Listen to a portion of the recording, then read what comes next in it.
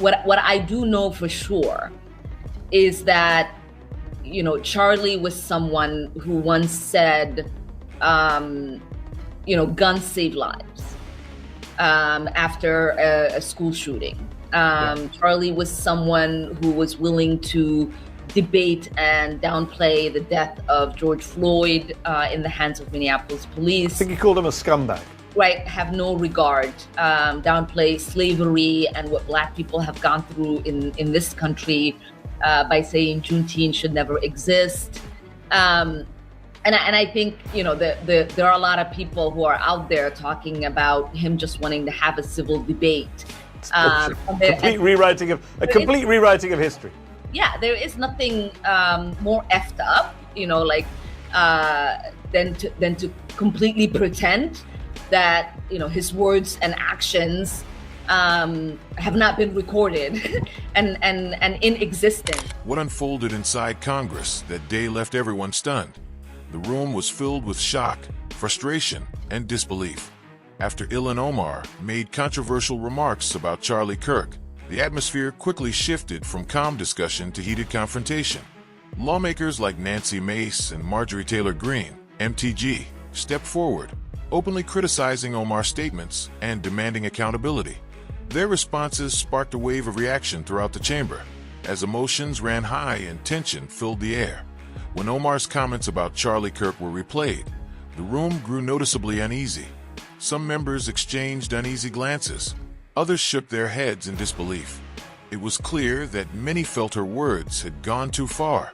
Before long, several Republican lawmakers began calling for swift action, insisting that such remarks couldn't be ignored.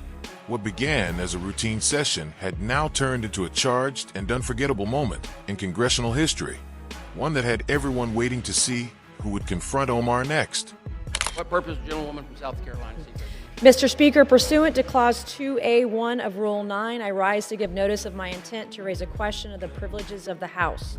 The form of the resolution is as follows. House Resolution 713, censuring Representative Ilhan Omar of Minnesota and removing her from the Committee on Education and Workforce and the Committee on the Budget. Whereas Charlie Kirk was a lifelong advocate for freedom of speech, civil political discourse, and the political engagement of youth. Whereas Charlie Kirk was a man of deep faith, a husband, and a father to 2 young children. Whereas on September 10, 2025, Charlie Kirk was assassinated on the campus of Utah Valley University while exercising his First Amendment right to freedom of speech. Whereas on September 11, 2025, one day after the assassination of Charlie Kirk, Representative Ilhan Omar gave an interview on Zateo's town hall with Mehdi Hassan in which she smeared Charlie Kirk and implied he was to blame for his own murder. Whereas on September 12, 2025, 2 days after the assassination of Charlie Kirk, Representative Ilhan Omar reposted a video on X, formerly known as Twitter, which disparaged the character of Charlie Kirk and those mourning his death. Whereas the video Representative Ilhan Omar reposted on X states Charlie Kirk is dead, and before the body got cold, the far right propped his... The response came quickly when Nancy Mace rose to speak, her voice steady but firm. She directly challenged Ilhan Omar, saying that her remarks showed a clear lack of respect toward Charlie Kirk, a figure followed by millions and known for shaping major political conversations across the country. Mace emphasized that comments like these only deepen the divisions already facing the nation and make it harder for Americans to find common ground. Her words carried weight. The tone was sharp, confident, and impossible to ignore. The entire chamber turned its attention to her as she laid out her point, leaving no doubt that she was ready to stand her ground. Mace's speech not only called out what she saw as disrespect, but also underscored her belief that leaders must rise above personal attacks and focus on bringing people together. It was a bold, defining moment that made it clear she was prepared to confront Omar head-on. Corpse up as a cudgel for their holy war. Whereas the video Representative Ilhan Omar reposted on X further states, don't be fooled. These people don't give a single shit about Charlie Kirk. They are just using his death to further their Christo-fascist agenda. Whereas the video Representative Ilhan Omar reposted on X further states Charlie Kirk was a reprehensible human being. He enacted his political agenda by preying on weak-minded people. He took complex socioeconomic issues and simplified them by pointing fingers at outgroups, demonizing those groups, and siccing his massive following on them. Whereas the video Representative Ilhan Omar reposted on X further states Charlie Kirk was a stochastic terrorist, an adamant transphobe. He denied the genocide happening in Palestine. He believed the subjugation of women, and in his last dying words, he was spewing racist dog whistles. Whereas the video Representative Ilhan Omar reposted on X further states Charlie Kirk was Dr. Frankenstein, and his monster shot him through the neck. Whereas the video Representative Ilhan Omar reposted on X further blames Charlie Kirk for his own murder. Whereas Clause 1 of Rule 13 of the Rules of the House of Representatives provides a member, delegate, resident commissioner, officer, or employee of the House shall behave at all times in a manner that shall reflect credibility on the House. Whereas Representative Ilhan Omar's actions in the wake of the assassination of Charlie Kirk are reprehensible. As Nancy Mace spoke with passion, the energy in the chamber surged. Some lawmakers clapped in support, while others pushed back loudly, creating a wave of noise that echoed through the room. The growing tension between both sides made the scene even more intense and emotional. Cameras turned toward Ilhan Omar, who appeared visibly uncomfortable, but tried to maintain her composure as the criticism poured in. It was clear the chamber was deeply divided. One group insisted that her words warranted censure or even removal, while her supporters argued she was being unfairly singled out for political reasons. The back and forth revealed just how polarized the atmosphere had become, with both sides standing firm in their convictions.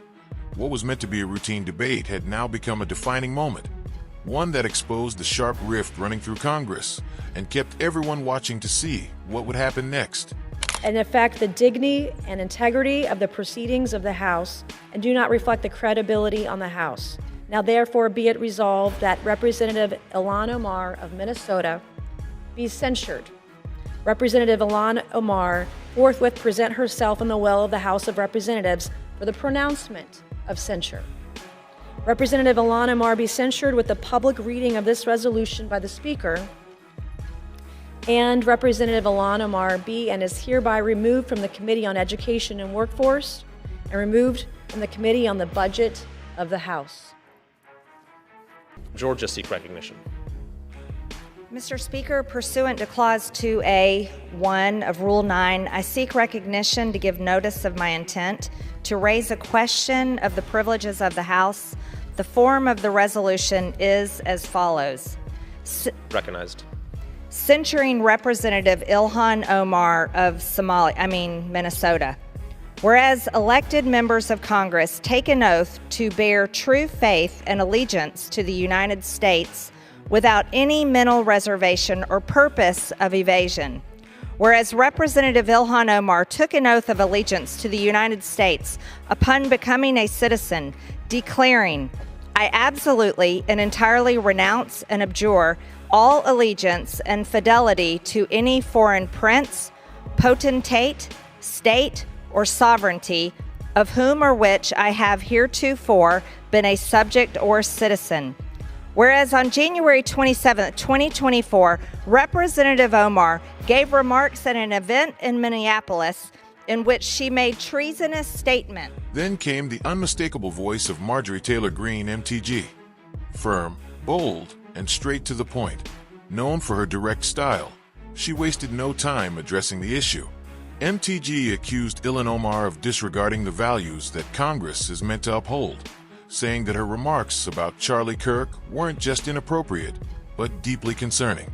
Her tone was powerful and unflinching, and every word echoed through the chamber.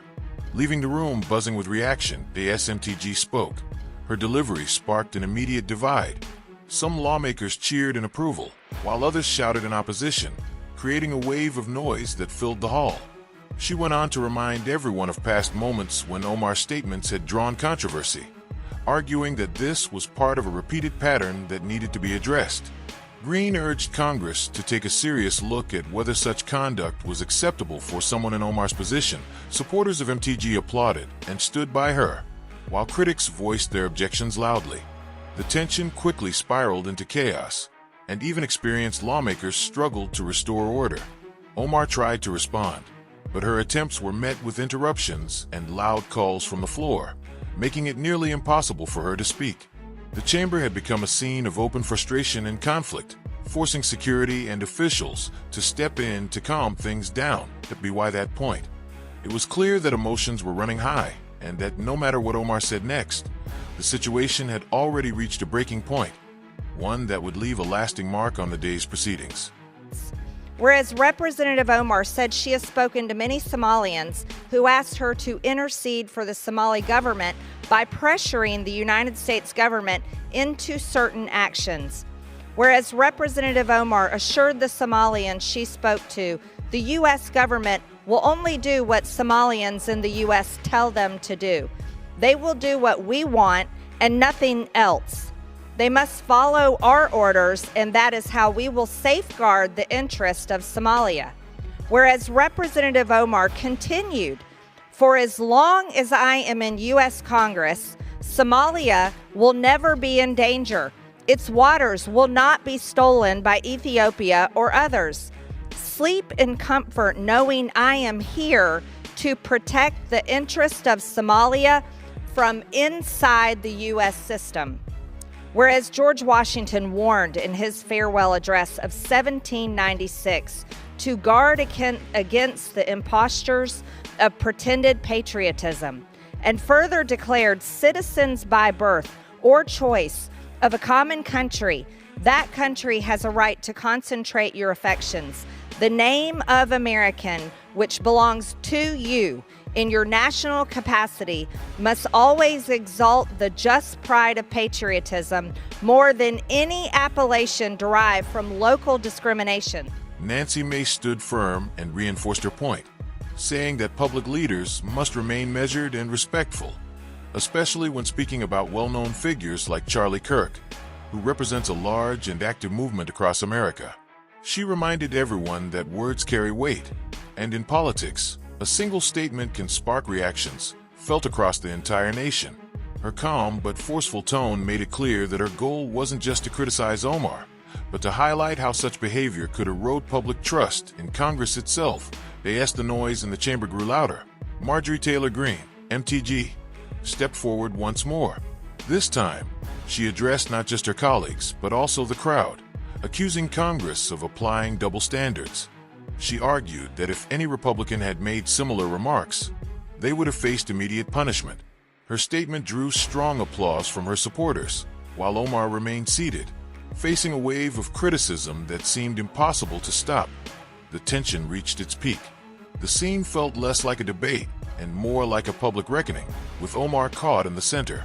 Calls for her removal began gaining momentum, and members of the audience stood up, some cheering, others demanding accountability. The uproar drowned out Omar's attempts to respond, showing just how charged and emotional the atmosphere had become. For many observing, this wasn't just another heated moment in Congress. It was a sign of the deep political divide shaping today's government. Omar's comments about Charlie Kirk had ignited a political storm that seemed far from over. The passionate responses from Nancy Mace and MTG showed how determined her opponents were to challenge her words. Whether or not Omar faces removal remains uncertain, but one thing is clear: this confrontation will be remembered as a defining moment, raising bigger questions about respect, responsibility, and the standards expected from those who serve in Congress.